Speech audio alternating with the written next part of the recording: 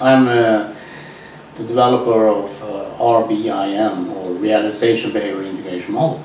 And what I'm going to do today is talk about a little bit about what we're doing here, what I've been developing over the years. And one thing I want you to do is to watch the first part of the video with the RBIM drill, the drill with you moving your hand. And it's not just about moving the hand without any thought about it. It's about moving the hand with what we call attention to produce an access, or somatic access. We call it vestibular in the system. And when you do have this kind of access, you have developed, in a sense, a link between your cognitive thinking or attention or focus towards your somatic or body vestibular access. So you have combined those two. And we use this in combination with the future now process or concept. The future now concept is about the future, and since the future hasn't happened yet, in the next 5 minutes, I don't know what I'm going to say, for example. I will talk about some of this thing when I'm in the PDF document about RBIM and what I've been writing about the blog for about 2 years now, plus. It's about 800 blogs, and I don't expect people to read it and then to, you know, ask me a question. So I developed this PDF to prove a point or provide a point. In a way you make it a bit easier to grasp the concept. And I'm writing a book about this also. And now, we have the future, and since it hasn't happened yet, we want to access the future. So when we have the access to the future, we can design it in the way that we want it to be in our own experience day to day. So for example, I want you to ask a question in the morning, or you can do it in the afternoon or in the evening, whenever it suits you. That's in the sentence is constructed that, for example, I am confident around people. This example I'm using the PDF, and I feel really good about it. So asking the question obviously doesn't make anything happen. So then we do the drill, produce the somatic access, and it takes, for some people, a few seconds, a few minutes. Some could really need to practice. And when you're noticing the effect of it, you ask the question again, I feel really confident around people, and I feel good about that. So the steps are very simple. You ask the question, you do the drill, you ask the question again, and then you contemplate about this for a few minutes. A few moments in the morning or in the afternoon or in the evening, whatever you want. And if you do this every day for, let's say, 4 weeks or 2 months or 3 months, it takes you probably when you streamline it down to less than a minute or 2 minutes or 3 minutes. And if you think about the time involved in that, it's not much.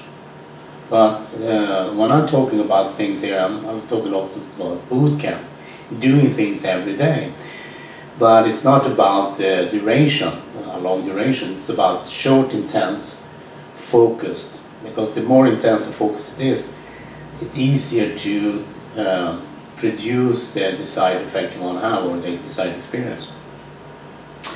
I've been writing about the future now concept, also the comparison mode. A lot of people don't know what that is. Comparison mode is the brain's evolution. As we are born, the brain develops 2 paths.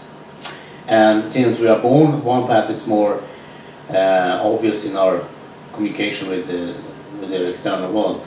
And as we are growing up, this other things kicks in and grows along the side. And about age 4, this starts to get into gear, and we get the phase when the kids start asking a question about why is the sky blue and all that.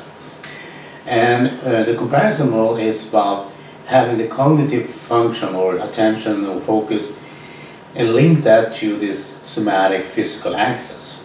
If you do that in a specific order, you can produce a future experience before it has actually happened. But then again, if it's already actually happened, you have it, then the future has already happened. It's a lot of confusion with time here. Most people will tell you this, that whatever is going on right now is real and true. and I don't argue with that. I don't have anything to argue. The kicker here is when you start to access the future and you are able to shift your position, the brain actually creates memories to support this action. I'll repeat that again. The brain starts to create memories to support the iconic experience you want to have. And some say, well, how do you know that? How do you prove that? Well, if you get people to do a future experience, they will tell you, or they will tell other people, or they will even tell themselves, how long has this happening? How long has this been going on? And people who have this kind of experience will tell you, well, it's been kind of always, because it changes you in a way that how you respond to time and how you evaluate what's going on and has been going on. So for example, I was talking to the golfer coach, run through the new format and the new structure of the RBIM process, the 3 steps on. It's not in the PDF, by the way, it's in the book. So he went out and played, and I asked him about the experiences. He shot 4 under par, by the way.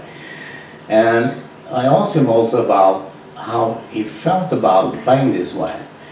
And for him it was like he has always played that way, but he hasn't. But it feels to him like he's doing it because the brain supports the memory that has always been happening. And this is a normal function in our brain's evolution, because if you think about it, when you meet people from other societies, you will adapt some of their behavior. So if you're an English native speaker, or if you're Canadian, for example, Canadians has a French, Canadian, they have the French language and have the English language, and often they learn the French language first and then the English language. Anyway, whenever you meet someone from another culture, you will start to mimic them. So if they talk like this, you know, a little bit, you start to talk like this a little bit also. Why do people start to mimic other people's behavior? You can say, well, in NLP, for example, they say, well, it's a rapport building thing, you know, you're matching whatever people are doing. Okay, I say, I can agree with that. But why do people do that? Well, it's to build rapport. I say, I don't think most people, when they meet people from another culture, immediately think, oh, I'm going to build rapport with that individual. That was NLP people do. Normal people don't do that. They just interact with someone. So they match and mimic the other individual, speech pattern, all that kind of, you know, I think you speak like this, then I start to speak. And if people whispering, you know, and you start to whisper and learn, oh, what are you whispering for? I don't know, what do you whisper? All that stuff. Because we mimic other people. And why do we do that? Because we mirror neurons. And it's a thing in the brain that basically acts as a camera, if you like, that watches the behavior around us. And as we're growing up as a kid, this mirror neurons is how we learn to mimic people around us. This is, and the key here is, as a kid, you don't have organization or storage mechanism about context as an adult. For example, RBIM is a thing I developed by modeling, and I did modeling and about a guy called Joseph Riggio. He's been developing some thing called middle cell process. That in turn I have some things from Roy Fraser, who did the generative imprint and some other functional model, right? So what Roy Fraser was doing was to do a generative imprint to elicit the blueprint of your own best experience, iconic experience of your own self, right? So if you try to do that with a kid who has, you know, age 2 or 3 years old, it will not work that well, because the brain hasn't developed their, you know, any kind of stability. So because the kids will talk about one thing for 1 second, and 5 seconds later they shift it to another thing you talk about, and 5 seconds later they shift to another thing. The kids are all over the place. Obviously, when we want to do this, people have to be a little bit older. And when we elicit the experience of at their best, you elicit the experience in conjunction with the people's own self. your own self, right? So yourself has this iconic experience, whatever he was doing at the time, right?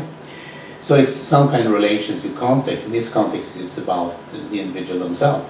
This is then linked to the functional mode into other contexts around you, whatever you're doing. So the first generative imprint act as a decision maker to do things in the context around you that supports the first set experience.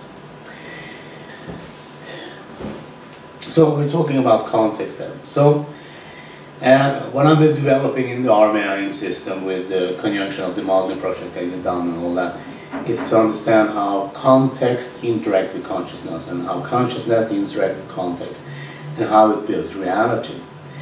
And what I've been doing, develop a 3-step process. So it's about context, obviously. So when you're asking a question, as I've been writing about that, and you do the drill, and if you do it properly, and ask the question again, you focus in your brain to the future in your own way. Now I could point there, so that's most people's future one. But that's the thing here, is we want to access the future, because when we have access to the future, the brain has to, so if you're using this somatic access, the brain actually has to go into a kind of standby mode. And in that kind of moment, or whatever you call it, the standby, whatever you call it, that's the moment when you have time to make a different decision. You can focus your brain on the future and in the way that you want it to be. So you have a future, and I say, well, I want to be confident about people and feel good about that. Okay, do the drill, and then you go back again and think, ask the question. I feel confident around people, and I feel good about that. And you have asked the question. And most people, when they do this, and finally when they do this, that sooner or later the brain is going to shift your somatic and properties and all that, in that it feels more and more normal or natural, or whatever you call it, that it will start to happen. And for most people this is a very elusive and subtle process, because when the shifts happen we don't notice it most of the time, it just happens. And some people say, well, that's the, well, that is must be the unconscious mind, and I go like that, and I go like, I don't think so. Because when you think about this, right? So I'm asking a question, that's the focus of attention. I do the drill, and I'm asking the question again. And that's a small window when you do this. Let's say it takes 5 minutes. That's a 5-minute window you do that. But while you do that, you're focusing on doing one thing, and that's direct your consciousness to the future when things work. And it doesn't matter if it's not like that. It doesn't matter if you're shy or you're bad at math or a loser, whatever you call it. It doesn't matter, because we don't deal with that. Because when we start to access the future, sooner or later what's going to happen is that formalize a new context by itself. And then, since you decided to be the way you wanted to be, what happens then? Well, the new context starts to take over and go have a precedence. And when that happens, you build memories. The brain builds memories to support a new future action. Sounds like a lot, right? But it's kind of easy when you deal with people, because you ask them to focus their attention on the future. But most people can't do that. Because when you do a elicitation, if you ask someone about the future, well, think about the future when it's working like this, they go like, yeah, okay. But they can't have it, because obviously they don't have the experience. And they tell you all this kind of excuses why they can't have it, right? So you ask them about the, you do a elicitation, they go like, okay, I have the experience, right?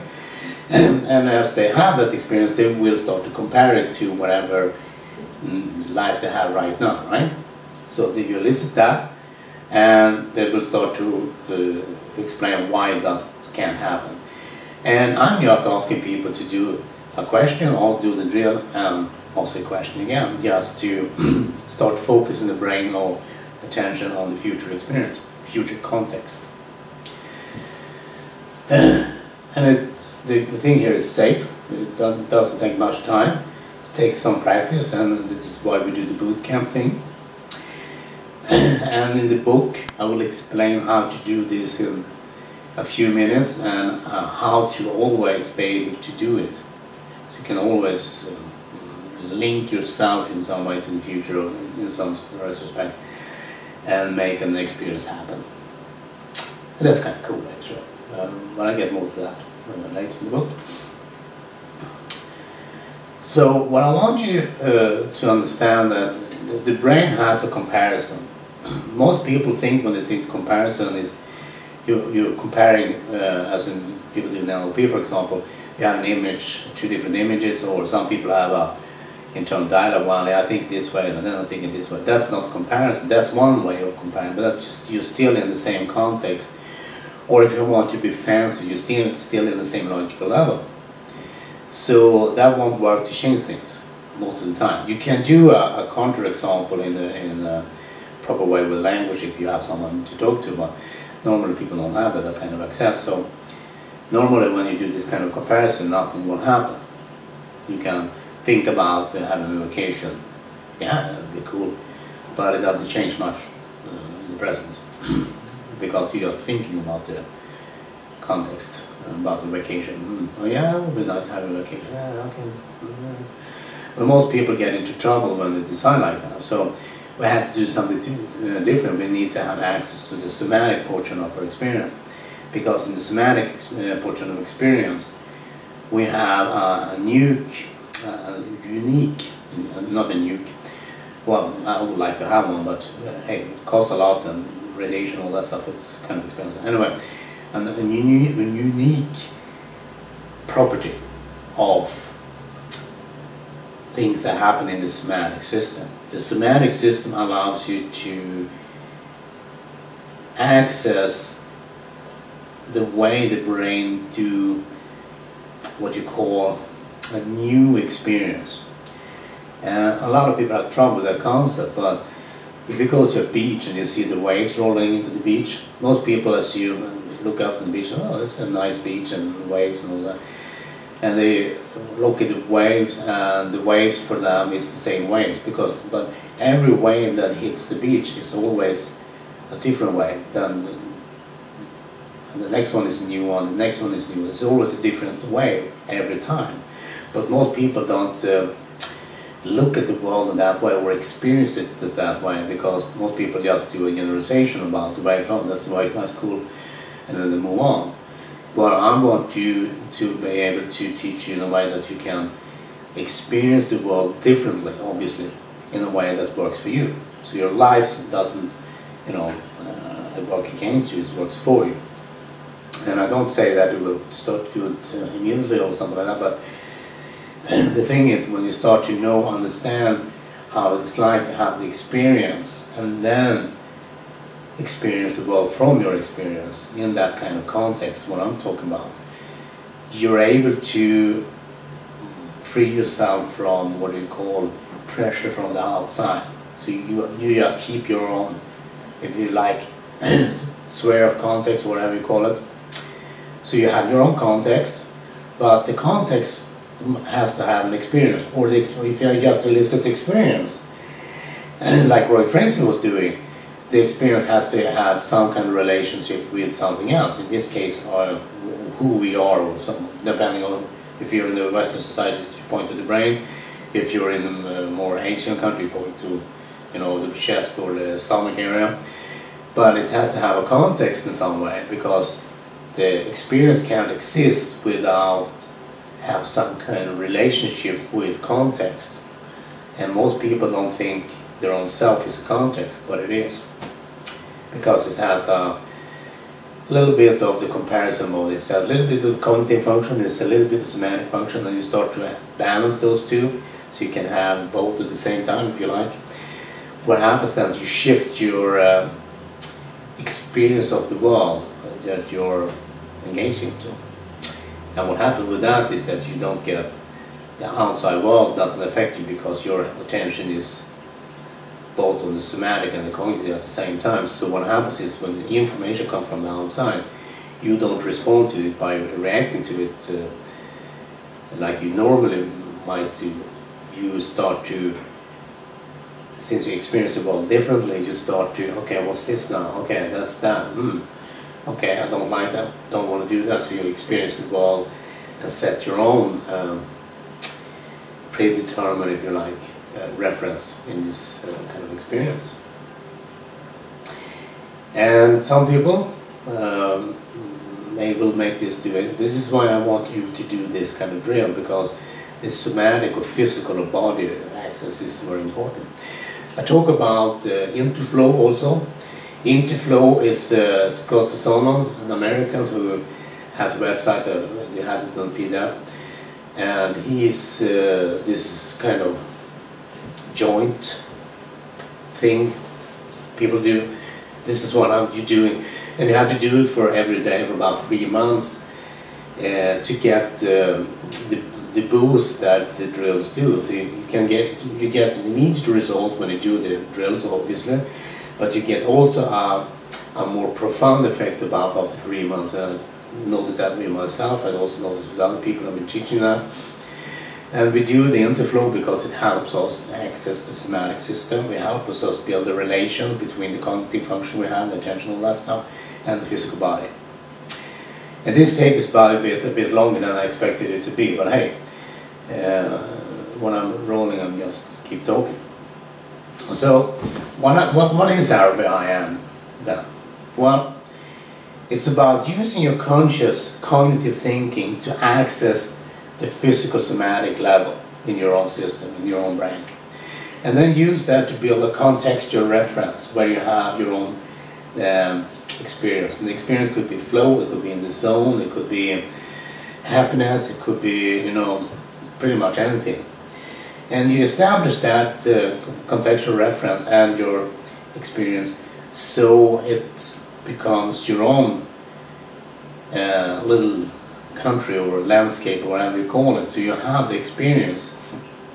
What happens then, it shifts how you perceive the world around you, and how you, the input and the information people give you, and how you respond to other people, how you react to other people, and how they react to you, response to you, shifts, because you're not reacting on the same level anymore. Your communication, if you like, and how what you perceive the information makes a difference. And a lot of people, when you do this kind of thing, that the life starts to work for them. Instead of being stressed out, instead of you know, whatever is going on in the workplace, they just shrug the shoulders and keep doing whatever they do.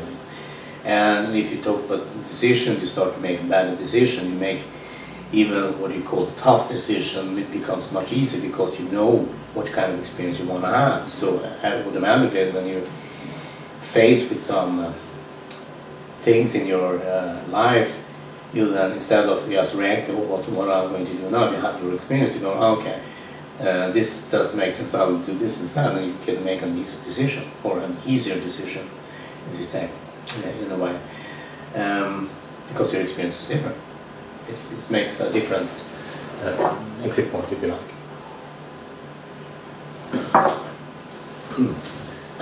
Or because I've been writing 800 posts, and I'm not expecting people to read that, as we said before, and it's so you can ask, okay, is there a difference between this and doing NLP, for example? Yes, you can always fix a problem. I mean, if you have a problem with stress, or you have anxiety, or you're worrying and all that, you can always fix those. Or if you're afraid of stuff, you can always fix those. But it doesn't change your lifestyle. You'll still more or less be doing whatever you're doing. And if you want to do that, that's fine with me.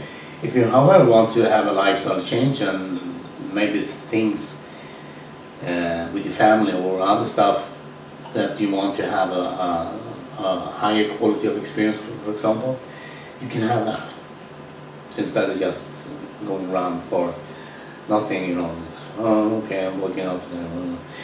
Because when I'm talking about the future, most people think, you know, well, I don't understand that concept. And I said, when you wake up in the morning, do you know what to do this day? And people, yeah, I go to work. And then I come home and get the kids and go home and watch some TV on the evening. So, but the day hasn't happened yet. You wake up in the morning and the day hasn't happened yet. Yeah, but it will happen, because, you know, that's what I normally do. Except something changes that. But so the future day has already happened for people, but we don't think about the future in that way, because what we do then is wake up in the morning, we have our day and all that plan, is we have planned it in that way.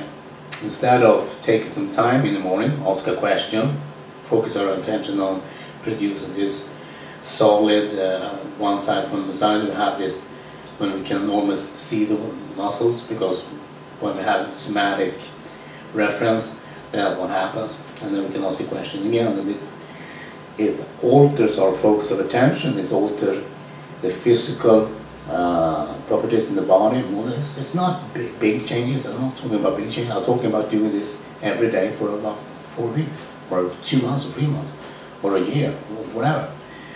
Because most people don't do that. Most people expect to do one thing and then change their life. For example, if you want to become a poker pro, you have to learn how to calculate the odds of in the table, how many people have, what hands they can have. You have to understand how to analyze and work the tell people have, if they have a tick when they're bluffing or something like that. You have to be able to mask your own tells. You have to stay alert and energized to hours and hours and hours. You have to focus on the odds. You have to stick to your game, and see a lot of skills. And some people say, well, how do I become a great poker player, you know? And I say, you have to work with each one of them in a way that you improve on that. And you have to check, and it's a lot of work. You don't do that in a week. Now, you can get there faster, obviously, if you do deep practice. Deep practice is a way of isolating the context and to make something that you have mastered, for example, but you make it a little bit harder, so you have to make it perfect, for example. So if you can't do it perfect, but you want to do it perfect, you will have to deepen your focus and concentration. For example, I was reading an article on the net that musical violin, play the violin, they practiced, an average violin player practice 50 hours a week. The expert or a genius level of the violin player practice also 50 hours a week. So they practice exactly the same amount of practice every week. The difference is the half of that time the expert player will spend doing what they call a deep practice.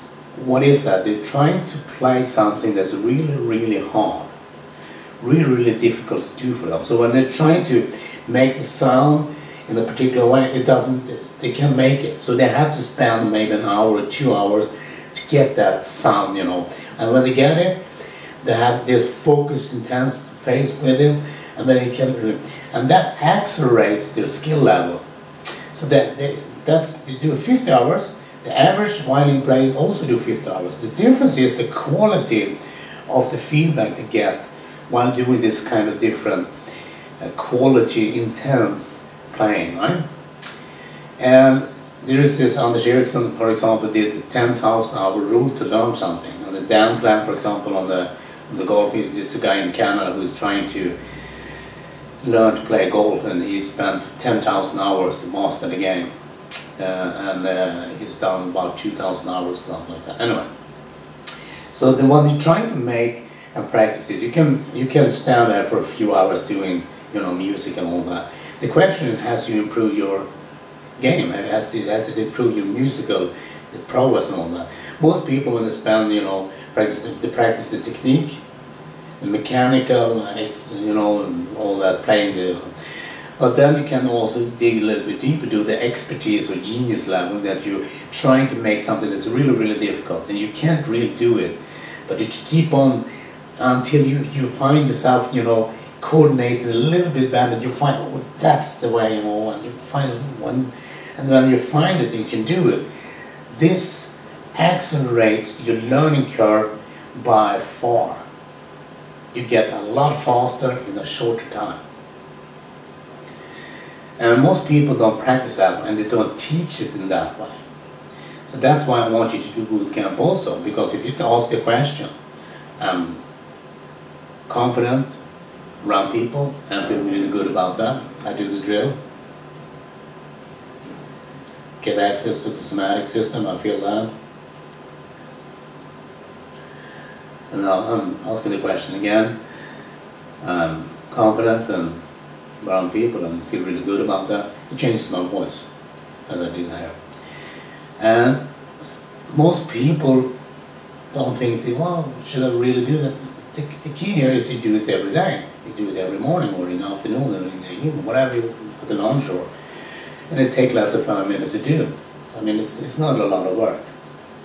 Doesn't take a lot of time. But most people don't do it every day because they're waiting for the magic secret or the shiny white knight, or that someone will suddenly appear for them as a genie or a ghost or something like that, and then you tell them, oh, this will happen. Life doesn't work like that. You have the present bias, for example, when you decide something to do in the future. Most people don't do the thing in the future. If you ask someone has a movie, and if you ask them about when do they want to watch a movie, most people, when they have a what you call an Oscar-winning movie, they will put it on the shelf and they will watch it later, next week or something like that. And tonight they will watch Die Hard or something like that, an action movie, and they want to watch it tonight, right? So when the time comes to watch the higher quality Oscar-winning movie, they don't do it because 2 to 3 weeks later they change their mind. They want to watch it, then they put it on for. Sometimes people go to the shop, they shop some things, and put it in the refrigerator, and 2 or 3 days later have to throw it away because it's getting old, and they don't eat it. Instead of, well, it was in the shop, and said, oh yeah, I can eat that, and they buy that, and they come home, put it in the fridge, doesn't eat it. Well, because they change their mind later on. So whatever you decide right now is going to maybe, for a lot of people, be different in the future. That's already happening. Most people doesn't become aware of those kind of patterns. So if you want to shift your world, you can do this suggested drill as I've been suggesting here. You can wait for the book because it will be easier there, it will be more streamlined, and it will work faster, and it will be a little bit more powerful also. And the kicker here is you can use this on anything. You can use it on anxiety, you can use it on worrying, you can use it on fear, you can use it to build new skills also. You can use it in every case because the thing here is when people learn things about when using mirror neurons, for example, they learn behavior from mimicking other people. But when we are a kid, we don't have a context provided when we learn this. It's become random. And some people get stuck in that. They call it traumatic experience, for example, in the psychology. Well, you have had a traumatic experience, but you have to ask yourself, how come the individual is still reliving the experience they had for about 30 years ago? I mean, it's been 30 years, so why do they experience?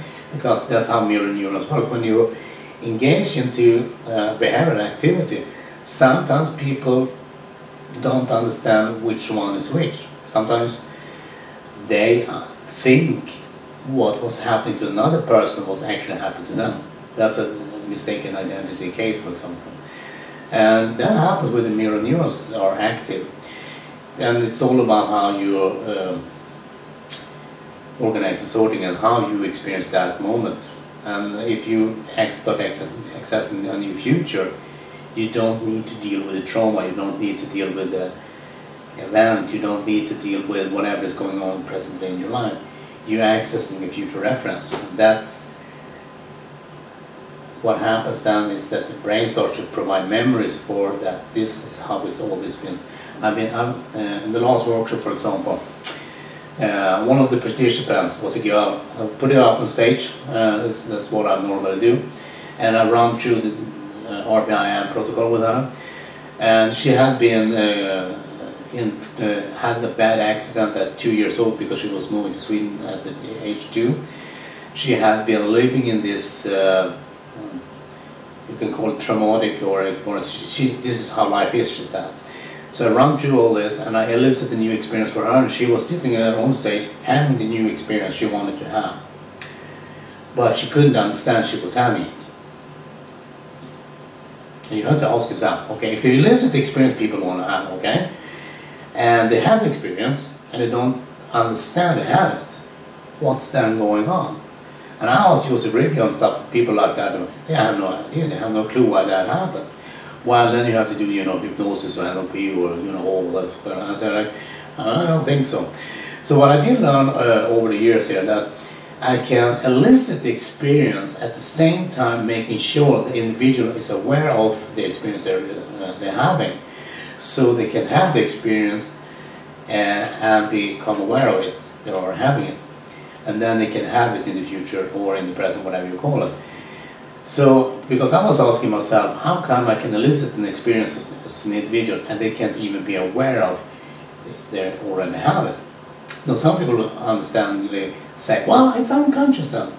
And I go like, well, I don't think it's unconscious, because if the individual has the experience but it can't recognize it, that means there has to be two physical things going on in the brain. Because we know one thing, we know that the somatic and the cognitive functions in the brain share some nerve paths, but there is not a unanimous balance between them, because they work independently. Comparison mode, comparison. So if we allow the individual to access the somatic portion of their experience and the future in that way, they can change the whole life and reality in a matter of days. This girl, for example, in the workshop, the third day she was at lunch with a boyfriend, and she just shifted. They were sitting there eating lunch, and then she was asking me, and they were talking, and suddenly she said, you know, I shifted, and it just happened. And it wasn't because her unconscious decided to shift it or something like that, but the format I was doing at the time in this was, and I have a different way of doing that that's much more effective, much more powerful. But anyway, I've been talking too long now. And I want to start with this message that the PDF is just a taste of it. The book will contain the full 3-step process and all that. It will explain how context interacts with your consciousness, and how consciousness interacts with context, and how you can build a better iconic experience in your everyday life. And I will obviously post some videos about that and doing demos with other people and all that sort of stuff, so you can watch it in your own home. Anyway, I thank you for the time you've been sitting here with me, and I hope you do the drills. And if you have questions, just pop them on the website www.notenlp.com. And this is me signing off. Have a good time. Live long and prosper.